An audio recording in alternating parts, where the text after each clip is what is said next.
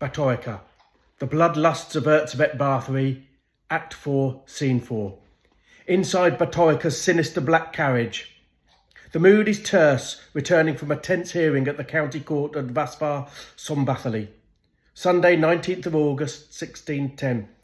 The occupants travelling are ERZSÉBET Bathory, Hernath Ngvari, a widowed gentlewoman from Savar, whose eldest daughter Susanna was killed by ERZSÉBET, Dorco, Fisco and Helena Joe.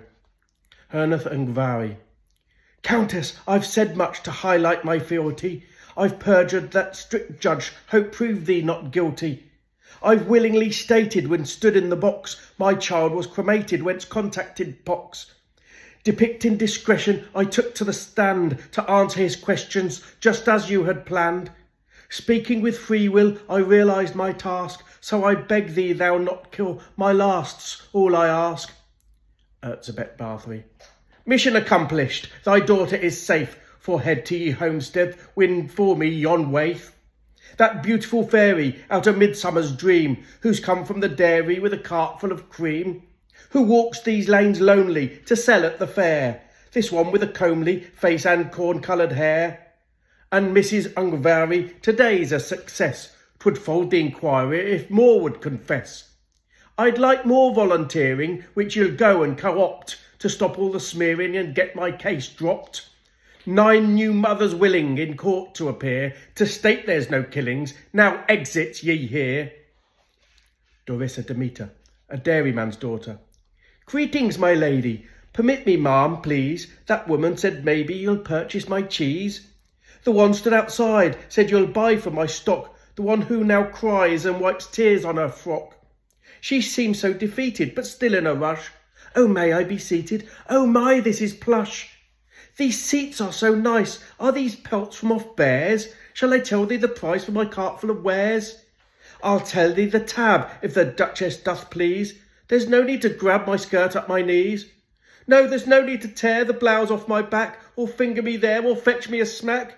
No, there's no need for this. Ouch, you're hurting on me. I'll let thee, Countess, have my merchandise free. Take the total for free. Just let me on my trek. Oh, please let me be and quit biting my neck. Please let me live, for I have future plans. Don't stick that sharp shiv in my delicate hands. Don't use that big blade as if it's a comb. I'm awful afraid and I want to go home. I need to go home. I'm in pain and feel sick, and admonish that gnome for flashing his prick. No, no, I cannot. What a hideous sight. I'm saving myself for the man that is right. Oh, no, no, no, I mustn't. I beseech all 4 of you. What a dirty, disgusting, debauched thing to do. Oh, please help me, Daddy, and speed to my aid. She's promised me money, but I've been betrayed. She's tricked me inside and said she was buying. Now it's all been a lie and it's so terrifying. Will someone assist? Oh, sweet Jesus, I pray, as I want to exist, yet the light fades to grey. Now it's all turning black. I can't think, though I'm trying, and these fiends in the cab laugh as I'm laying here dying. ERZSÉBET Bathory, slipping into seizure. Let me be free of these hot, heavy clothes. The sun's all I see, and my gut's full of moths. Slam that carriage door. There's a breeze on my feet. Now open it, for I can't stand this fierce heat. I'm filled full of troubles, and it's getting much hotter. I'm seeing weird bubbles if ducked underwater. I'm held in hot water and tied like by string by some sort of aura that thunderclouds bring. It's thickened to oil and my skin's all a sting, and it's starting to boil, and there's some sort of thing. My vision's impaired by gunpowder bangs, but I think the thing there has a mouthful of fangs. Beware the black beard who musters a force. 'Tis time to us steer on a different course. Beware of the red who'll try stop our quest, the quest that the maestro himself having blessed. Be warned and be wary, prepare escape plans, go seek sanctuary in Gabriel's hands. Decamp to the mountains, to on with our goals, furnishing fountains for Satan of souls.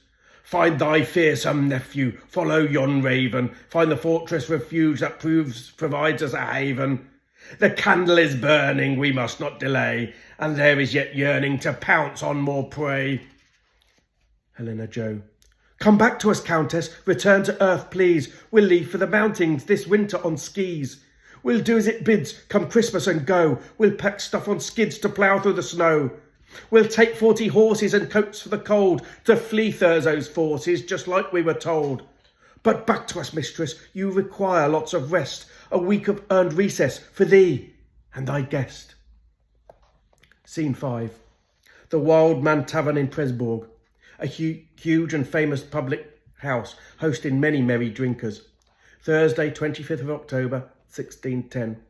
Seated around a table, drinking tankards of ale are Megyeri the Red, Ladislas Zari, and Pastor Panikinus. Megyeri the Red. I must tell Matthias, lest we get outfoxed. I'm told with reliance her tapestries boxed. I'll hazard a guesses, be packed onto mules, along with her dresses and chests full of jewels. The servants are hasting in emptying rooms, packaging paintings and family heirlooms. She's planning abandoning Sarvara's state and needs apprehending before it's too late. Pastor Panikinus. Thurzo is reluctant, if I may be bold, for her to face judgment. What's on him, her hold? He seems be averse to spring into action. Is it blackmail or worse, a fatal attraction? Would it hurt in his purse if in prison the bitch is? Is he scared of a curse from a coven of witches? Is he Bathory's beau, or hence an investor in her portfolio? Is the why won't arrest her? There must be a reason, could be part of a pact. It's stinking of treason, his failure to act. Ladislas Zari. I'll bolster the preacher with utmost respect. The grounds to not seize her are somewhat suspect. My friends live in Castise, have Megyeri suspicions, like something's amiss with prep for expedition. They pack for safari, assembling sleighs, and as my name's Sari, I'll stand in their way. For I on grieve and hold a vendetta. I've struck metalhead Steve, that leaves one, and I'll get her. She's gone, my Malika, this much I do know, but on lives that creature, hairless Helena Joe. Megyeri the Red. I'll talk to Matthias, who's meeting me later, about viable bias or if we've a traitor. I'll chat to His Majesty on the ongoing inquest, the possible travesty of justice suggest. I'll inform him, His Highness, and tell to the King, though possibly minus an adulterous fling. I'm bound to defend Paul and buttress his future, though wish see her fall, there's a wound that won't suit you. Pardon me, Rector, quit quizzically staring. I'm Pal's sworn protector and fear for his faring. I will not connect her or him in affair, and don't need a lecture with your sardonic stare. Pastor Panikinus. Forgive me, Megyeri, for displaying frustration, but she's manifold felonies, yet you'll fend her reputation. You'll protect the repute of the murderous bitch, though she's picking the fruit of the trees of the rich. You tread now with tract to try to be discreet, when it's obvious fact she now takes the elite. I should speak soon to God, for I think I need guiding, and it seems somewhat odd, something is hiding. I'll speak to the Saviour, whence I am in range, as Thurzo's behaviour doth seem strange. Ladislas Zari. Report to the King, or pray to the Lord. Meantime my wedding ring will be tied to my sword. Appeal for assistance, as solo I'll go, to end the existence of my bloody bald foe. I'll die all alone before they abscond, as they will have blown before we respond.